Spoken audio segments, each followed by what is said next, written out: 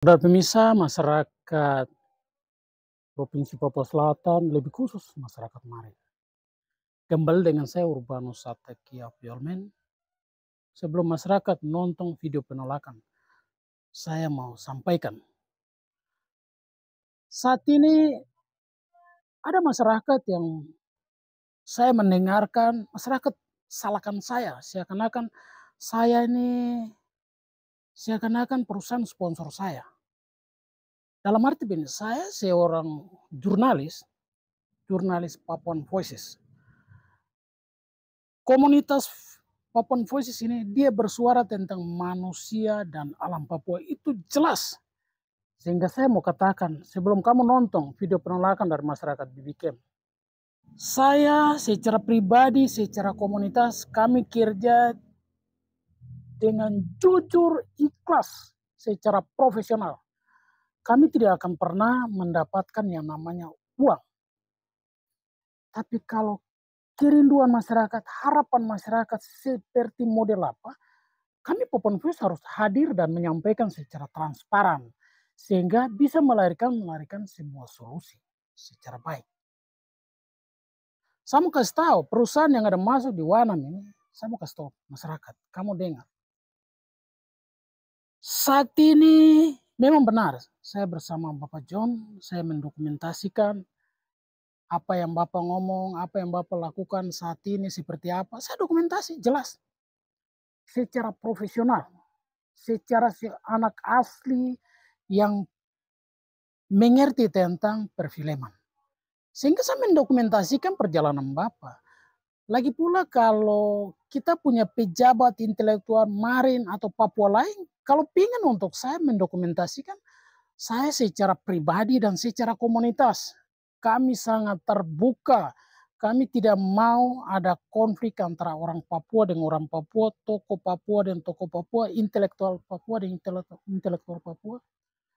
Komunitas kami jelas kami kerja secara profesional. Jelas.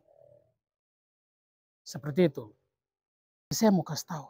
Perusahaan yang ada masuk di Wanam. Ini saya kasih tahu masyarakat. Hari ini perusahaan masuk untuk berinvestasi di Pulau Kimam. Dengan yang masyarakat sudah tahu isu yang beredar. Tapi saya mau kasih tahu poin-poin saja. Saat ini dia akan buka 5 kilometer dan membentuk sawah. Saat ini, sekarang, dia akan kerja.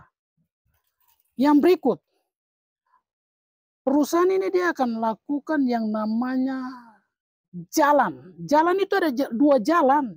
Jalan pergi dan jalan pulang. 2 badan jalan. Dia akan lakukan. Di tengah antara jalan dan jalan itu ada yang namanya waduk atau penyimpanan air. Jelas. Saya kasih tahu saudara pemirsa, sehingga jangan ada yang merasa bahwa saya jadi provokator, tidak. Tapi saya mau kasih tahu yang jelas. Penyampaian saya nanti masyarakat sendiri gale, dan perusahaan juga akan tempel peta yang mereka melakukan investasi. Di sana nanti mereka siapkan pos pelayanan. Pos itu akan mereka tempel peta itu, mana-mana yang nanti dibongkar itu. Jelas, perusahaan akan tempel di sana. Dan perusahaan ini proyek negara, saudara pemirsa, masyarakat. Ini proyek negara. Yang itu yang sudah masyarakat tahu bahwa pembuatan jalan. Dan dia akan bertahap untuk melakukan investasi. Saat ini dia akan lakukan di Wogikel. Wogikel selesai menjadi contoh untuk masyarakat dari kampung-kampung melihat contoh. Setelah itu dia akan bergeser. Nguti, Tuban, Okaba, Kaptel, ini titik-titiknya dia akan pergi. Bayangkan. Jadi masyarakat jangan salah tafsir saya Urbanus. Kamu lihat lambang filosofi orang Merauke saat ini, saya taruh di depan saya kerja sejujurnya. Tidak minta bayaran, tapi apa yang masyarakat rasakan, saya akan kasih tahu secara jelas untuk mendapatkan solusi. Seorang jurnalis kerjanya seperti itu. Kami tidak bikin gaduh, provokator, tapi kami kasih tahu. Ini maunya masyarakat, ini maunya intelektual, ini maunya negara. Kami akan kasih tahu. Disitulah nanti dilahirkan yang namanya sebuah solusi. Solusi. Hal-hal yang nanti akan ditemukan, saudara pemirsa. Komunitas kami, Papua Voice akan hadir di masyarakat. Di mana saya kami akan hadir? Saudara. Yang berikut perluasan jalan itu seperti apa badan jalan? Karena itu 2 jalur. Seperti itu. Di sana mereka akan dirikan ini keterangan sosialisasi dari tim sosialisasi bahwa mereka akan bangun sekolah, rumah sakit yang layak, gereja-gereja. Ini dalam diskusi akan mereka lakukan sosialisasi poin-poin ini. Jadi yang kampung, yang perusahaan sudah datang melakukan sosialisasi, tapi saya perlu kasih tahu. Poin yang tadi saya akan kasih tahu, mereka akan cerita secara detail seperti apa negara melakukan investasi di sini. Ini ada hal penting lagi. Investasi di Pulau Kimam, di Papua Selatan, dia butuh tenaga dari TNI sebanyak 5 batalion, saudara. 5 batalion, bayangkan, 1 batalion saya 1.000, berarti 5.000. 5.000 mereka akan datang di Merauke, Papua Selatan untuk melakukan investasi. Hal ini saya ingin untuk saya sampaikan. Saudara pemirsa, sosialisasi dari Satgas investasi, mereka akan lakukan sosialisasi dari kampung ke kampung, dari tempat-tempat yang mereka akan lakukan investasi, mereka akan jalan melakukan sosialisasi seperti apa yang sudah saya sebutkan, dan lebih detail nanti mereka sampaikan secara langsung di masyarakat. Sehingga saya berharap, saudara pemirsa, itu yang saya bisa dapat sampaikan. Ikuti berita-berita saya. Ketika Bapak John kemana, saya akan sampai di situ. Saya akan kasih tahu secara profesional. Dan saat ini saya juga mau kasih tahu. Bapak John Bapak berdiri ini tengah sekali. Tengah. Bapak tidak memihak perusahaan, tidak memihak masyarakat. Bapak berdiri tengah karena pejabat yang pada saat memimpin sudah memberikan izin lokasi. Itu saudara pemirsa harus tahu. Pejabat yang saat memimpin sudah memberikan izin lokasi. Bapak ini pokoknya Bapak serba salah aja. Bapak ada berdiri di tengah nih. Yang terbaiknya bagaimana? Masyarakat maunya bagaimana? Perusahaan maunya bagaimana? Yang terbaik. Jadi kalau hari ini ada yang salahkan Bapak, saya hari-hari biasa dengan Bapak. Apa yang Bapak ngomong, saya mendokumentasikan. Dan tidak semua saya lepas di medsos. Karena apa? Jangan sampai masyarakat punya keinginan lain, negara punya keinginan lain, pemerintah daerah punya keinginan lain. Jadi ada hal-hal yang bisa saya lepas, ada hal yang memang tidak bisa saya lepas.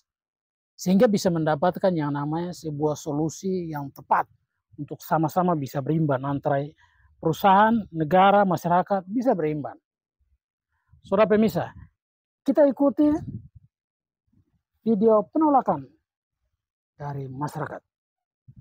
Saya nama Leonardus Dionggat Moywen alias Donggasi, yang dari kecil dinamakan Donggasi, tapi kemudian nama ini dibesarkan oleh orang pantai karena saya juga keras seperti batang kelapa. Kebetulan saya totem jadi.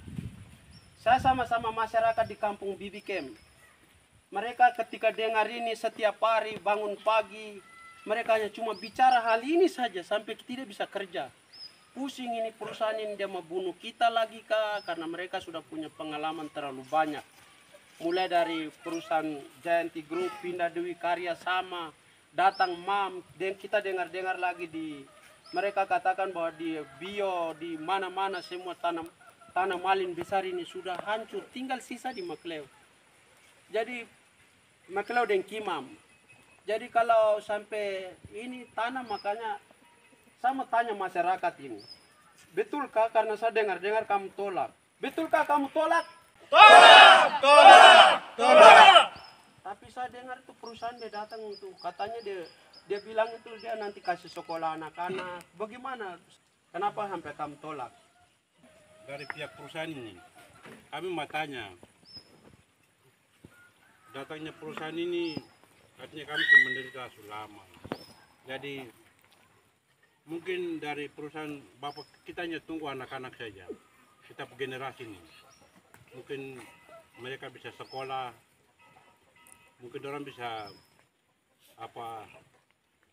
kasih biaya, perusahaan bisa kasih biaya kita buat anak-anak ini supaya anak-anak ini bisa seperti bapak dorang, bisa pegang perusahaan seperti perusahaan tebu, perusahaan sawit, terus mungkin lain-lain lagi. Jadi kita tunggu kita anak-anak ini harus jadi manusia. Jadi kalau perusahaan mau betul-betul ambil, umur anak-anak ini harus pulang dan perusahaan yang harus pegang. Kita anak-anak ini yang harus jadi kepala di dalam perusahaan itu sendiri. Jadi kalau perusahaan mau masuk, bersabar sampai kita punya generasi ini yang harus pimpin perusahaan sendiri. Berarti dengan cara apapun atau perusahaan bentuk apapun, Bapak dong tidak terima kah? Tolak!